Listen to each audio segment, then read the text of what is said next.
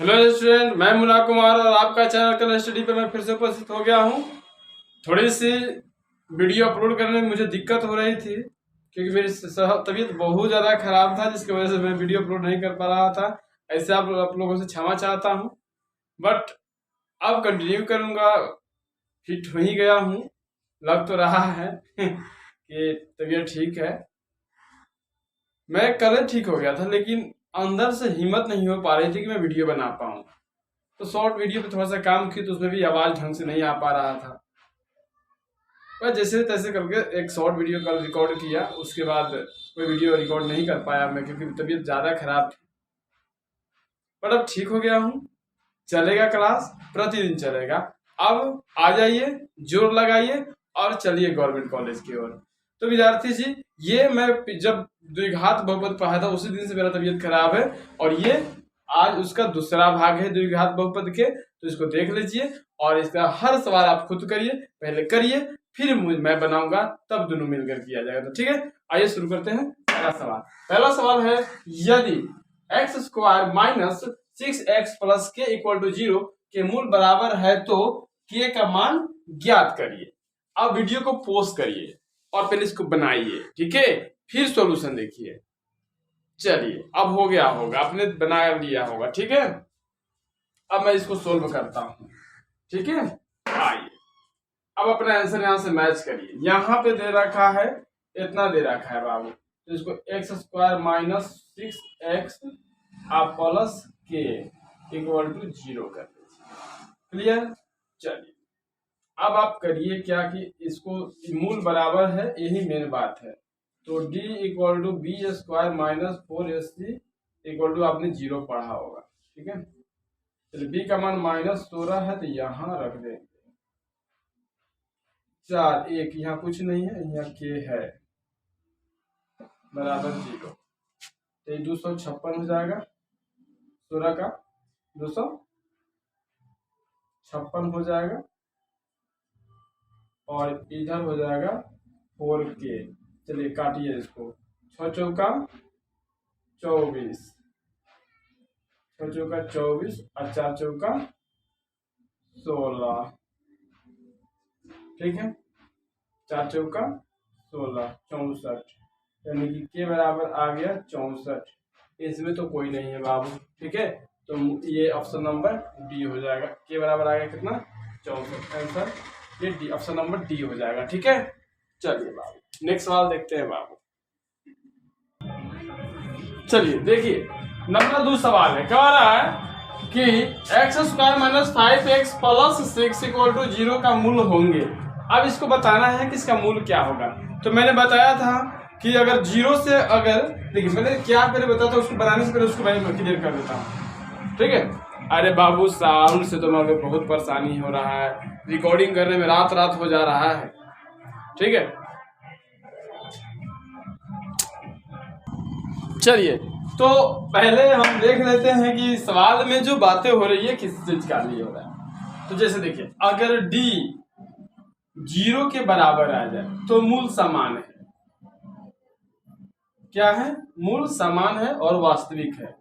अगर d, अगर मूल सॉरी ये बराबर कहलाता है, बराबर, समान और बराबर, ठीक है। अगर d छोटा हो जाए 0 से, असमान हो जाता है, ठीक है। बात मैं इसी का कर रहा हूं। अगर d बड़ा हो जाए, d बड़ा हो जाए 0 से, तो मूल समान तो रहता है और वास्तविक भी हो जाता है, वास्तविक, ठीक है बाबू। यही थ्योरी है और इसी को इस पे चेक करना है कि हो रहा है कि नहीं। तो चलिए, इसको मैं इधर रहने देता हूं, बनाता हूं इधर, ठीक है। चलिए बाबू, अब यहाँ पे चेक करना है d equal to b square minus 4ac equal to 0। आप भी चेक करिए।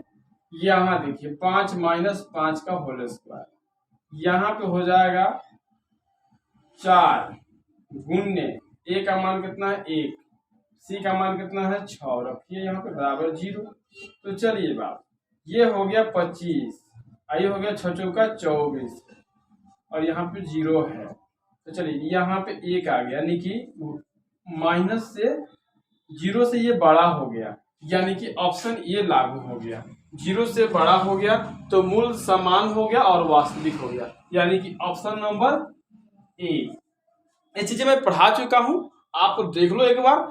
यही चीजें हैं बाबू, ये मूल वास्तविक और समान हो गया, यही रूल है। और इसको दिमाग में रखोगे, ऐसे सवाल आएगा तो एग्जाम में बन जाएगा। ठीक है, अगर ऐसे सवाल आए तो आराम से आता है। ठीक है, और किसी गंवार से सलाह लेने मत जाओ कि सर पॉलिटेक्निक इंजीनियर क्या है, क्या करता है, ऐसा सुना। तुमको पॉलिटेक्निक इंजीनियर की सलाह लेना है तो किसी पॉलिटेक्निक इंजीनियर से मिलो कि तुमको पॉलिटेक्निक इंजीनियर सलाह देगा। अब तू गंवार से जो खुद कहियो पॉलिटेक्निक का एग्जाम नहीं दिया, उसे जाकर सलाह लेता है, तो तुमको क्या सलाह देगा वो बताओ। एक पॉलिटेक्निक इंजीनियर ही बता सकता है कि पॉलिटेक्निक क्या है और तुम्हारे लिए वो कितना फायदेमंद है, और मिडिल क्लास के लिए पॉलिटेक्निक कितना फायदेमंद है। एक गरीब घर के लिए पॉलिटेक्निक क्या कर सकता है, ये एक पॉलिटेक्निक वाले ही बता सकता है, बाकी कोई नहीं बता सकता तुमको पॉलिटेक्निक क्या है और पॉलिटेक्निक क्यों करना चाहिए। बाकी एजुकेशन है मानते हैं, लेकिन पॉलिटेक्निक जैसा मिडिल क्लास वाले लोग के लिए कोई एजुकेशन नहीं है। Polytechnic is the best education middle class family के लिए। ठीक है, तो सलाह जो भी लेनी हो पॉलिटेक्निक के इंजीनियर से लीजिए बाबू, जो पॉलिटेक्निक कर रहा है या कर चुका है।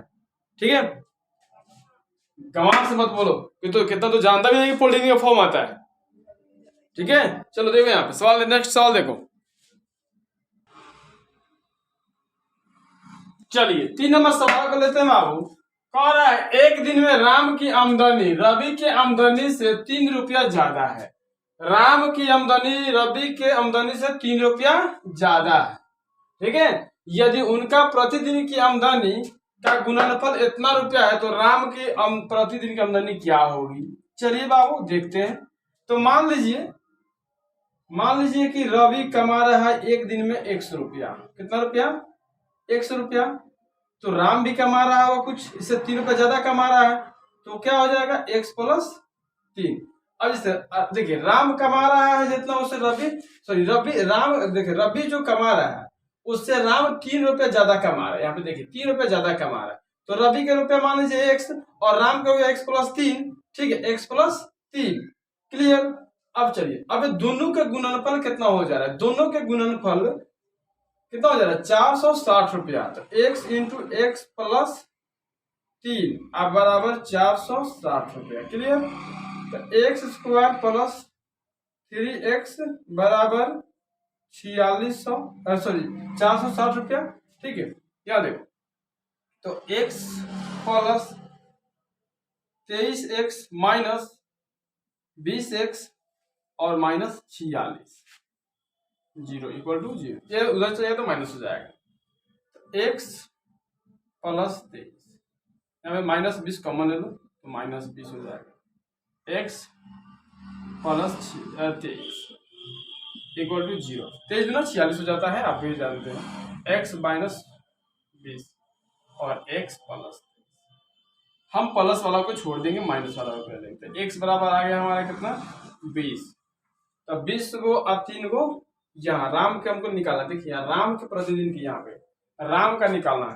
तो राम एक दिन में कितना कमा रहा है x प्लस 3, तो 20 प्लस 3 कितना हो जाएगा 23, यानी कि ऑप्शन नंबर तो है ही नहीं है, यहाँ 23 कर दीजिए इसको, तो ऑप्शन नंबर डी हो जाएगा बाबू। ठीक है, ऑप्शन में मिसिंग था, यहाँ पे हो जाएगा 23, तो ऑप्शन नंबर डी बाबू क्लियर। ऑप्शन नंबर डी हो जाएगा बाबू। चलिए नेक्स्ट सवाल देखते हैं बाबू।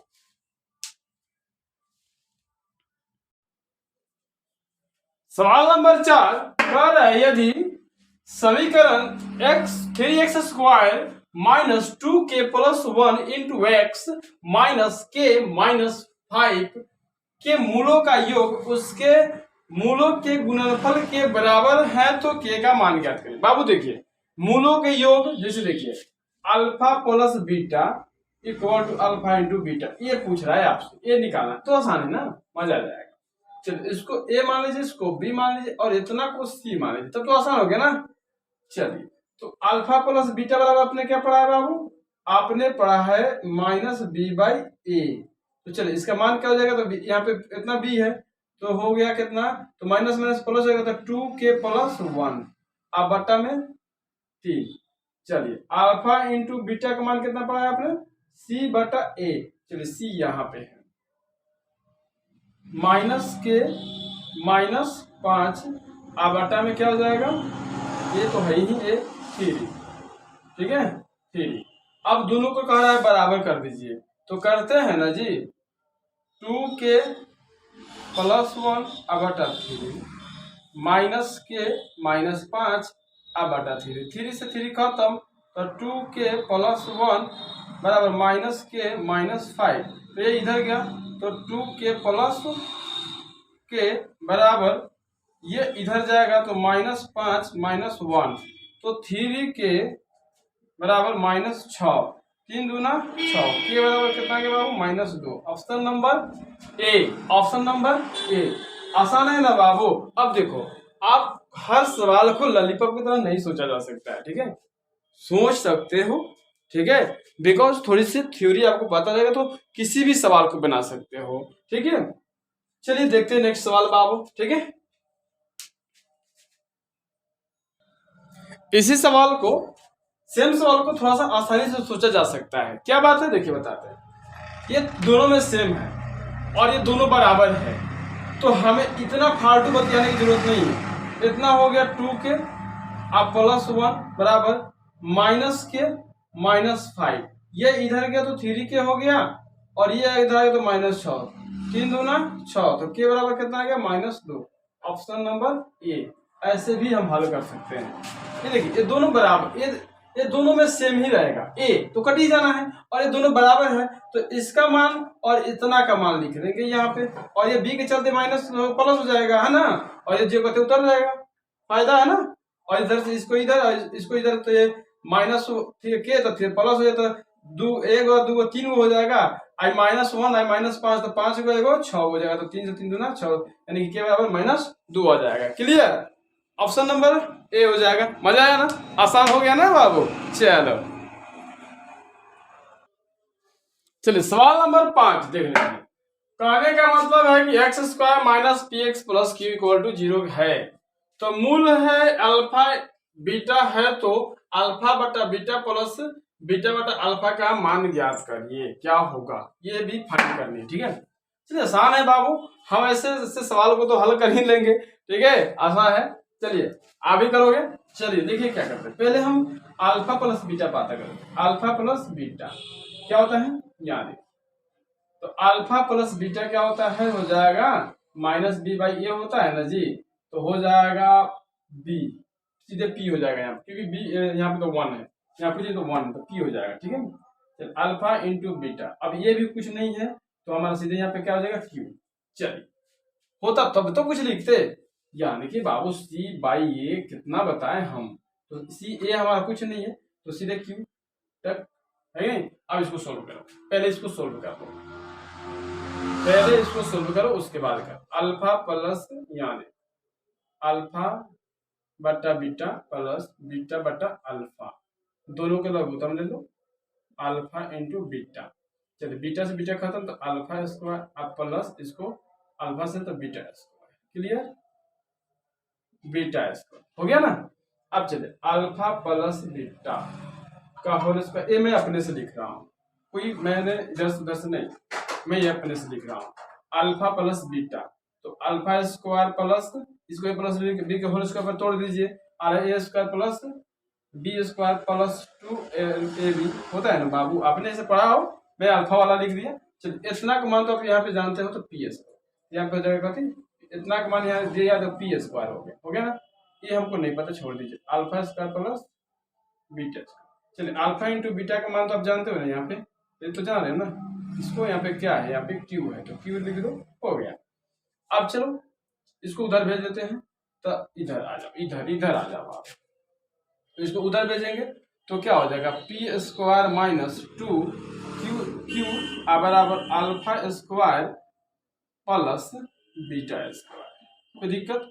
अब इतना का मान हिवा देखिए जनाब, मैंने यही काम कर रहा था, यहाँ देखिए, यहाँ पे alpha square plus beta square का मान कितना आ गया, यहाँ पे alpha square plus beta square मान कितना आ गया, P square minus two Q, और बाटा में क्या है, अल्फा इंटू बीटा, तो अल्फा इंटू बीटा का मान क्या है, क्यू।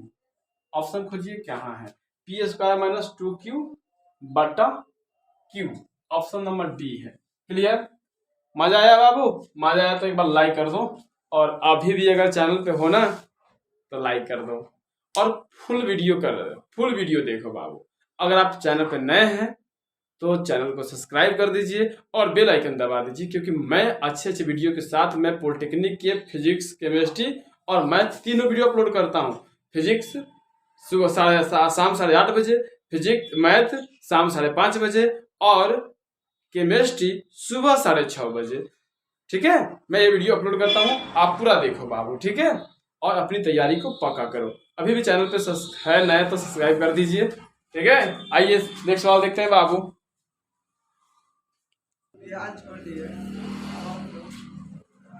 चलिए 6 नंबर सवाल देखते हैं। किसी संख्या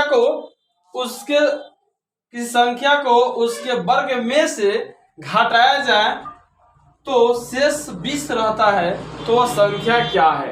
अब बात सुनिए, क्या रहा है आपसे, चलिए बताते हैं आपको कह क्या रहा है। तो किसी संख्या से, मान लीजिए कोई संख्या x है, कोई संख्या x है, उसके वर्ग से, तो इसी का अगर वर्ग कर दिया जाए, में से घटाया जाता है, इसको घटाया जाता है, तो शेष कितना आता है, 20 आता है। तो 20 आ गया, हो गया ना क्लियर।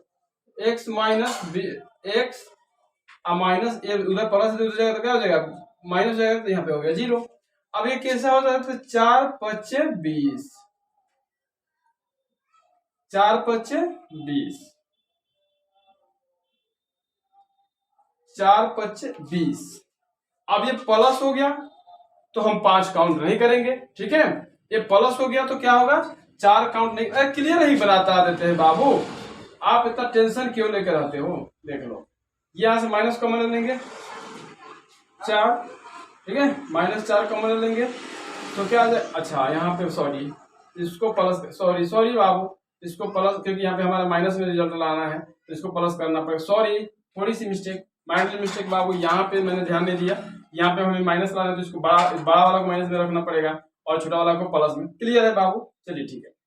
अब एक्स स्क्वायर माइनस, यहाँ से एक्स कॉमन ले लेंगे तो हो जाएगा, क्या हो रहा है, एक्स माइनस 5 हो जाएगा, और यहाँ से मैं 4 कॉमन ले लिया तो हो जाएगा x माइनस 5। तो जो माइनस में होता है उसको हम छोड़ देते हैं, सॉरी जो प्लस में होता है उसको छोड़ देते हैं। जैसे यहाँ देखिए x प्लस 4 और x माइनस 5, इसको मैं ले लूंगा क्योंकि ये प्लस में तो माइनस में रिजल्ट देगा, तो इसको छोड़ देंगे।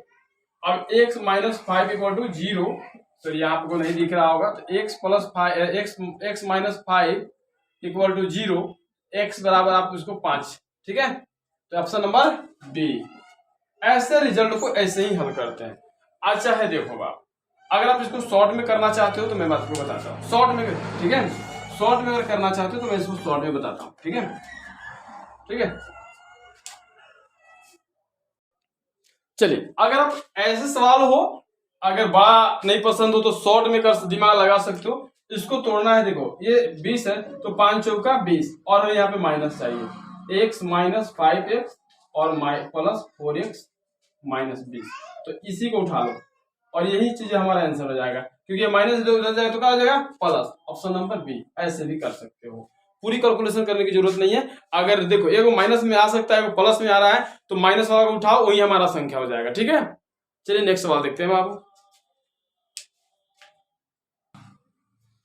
चलिए बाबू, ये मेरे और लास्ट सवाल है और बहुत अच्छा सवाल है।